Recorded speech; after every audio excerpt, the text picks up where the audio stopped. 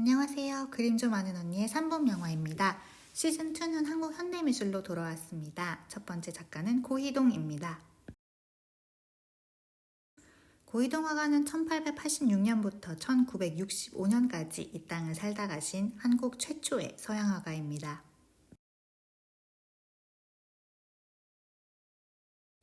고희동에 남아있는 작품 가운데 가장 유명한 작품은 지금 보고 계시는 부채를 든 자화상일 거라고 생각합니다.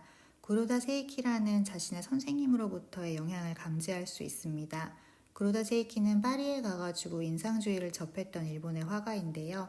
일본으로 귀국한 뒤에는 일본식 인상주의 또는 일본식 서양화를 개발한 사람이라고 알려져 있습니다.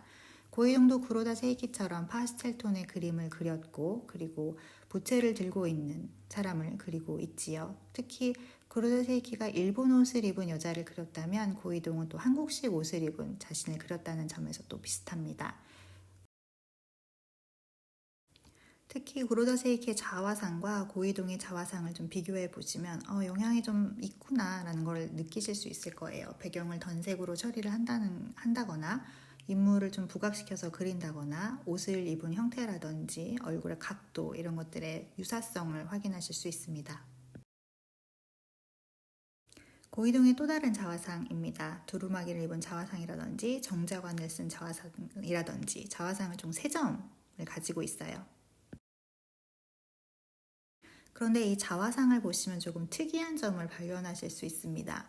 특히 고희동 작가가 한국 최초의 서양 화가라는 타이틀을 거머쥐고 있다는 것을 생각하시면서 좀 그 특이한 점을 찾아보시겠어요? 다른 화가들과 조금 비교해 보겠습니다. 왼쪽에 카유보트라든지 오른쪽에 모네라든지 다들 자기 자신을 캔버스 앞에 붓을 들고 있는 화가로 묘사하고 있지요. 그런데 가운데에 있는 고희동은 그렇지 않습니다. 나머지 두 자화상과 마찬가지로 이것은 고희동이 자신을 지식인 또는 개화된 지식인 또는 신흥 지식인 이렇게 묘사하고 있다는 것을 확인할 수 있어요.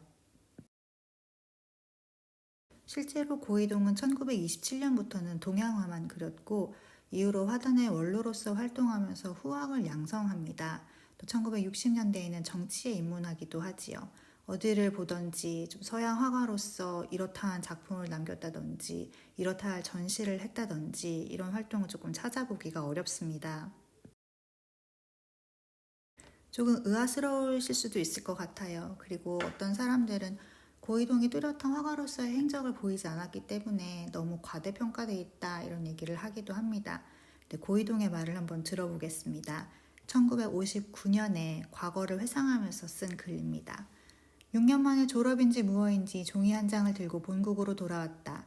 전 사회가 그림을 모르는 세상인데 양화를 더군다나 알 까닭도 없고 유체를 보면 닭의 똥이라는 둥, 냄새가 고약하다는 둥, 나체만 보면 창피하다는 둥, 추나도를 연구하고 왔느냐는 둥, 가지각색의 말을 들어가며 세월 보내던 생각을 하면 나 한 사람만이 외로운 고생을 하였다는 것보다 그 당시에 그렇게들 신시대의 신지식과 신사조의 캄캄들 하였던가 하는 생각이 나고 그래서 아시다시피 그래도 읽을 줄 있다시피 유화에 대해서 이해를 하지 못했고 누드화 같은 거에서도 전혀 이해하지 않았던 시대 상황을 볼 수 있어요.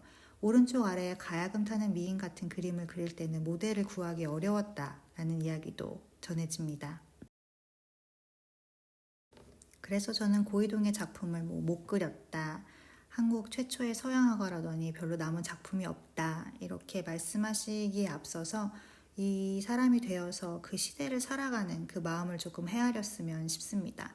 자화상을 보면서 그 시대를 겪었던 지식인으로서의 갈등, 하고 싶지만 이해받지 못하는 상황들, 이런 것들을 좀 상상해 보시면 어떨까요?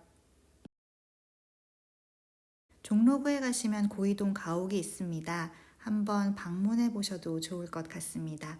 이상 그림 좀 아는 언니의 3분 명화였습니다. 감사합니다.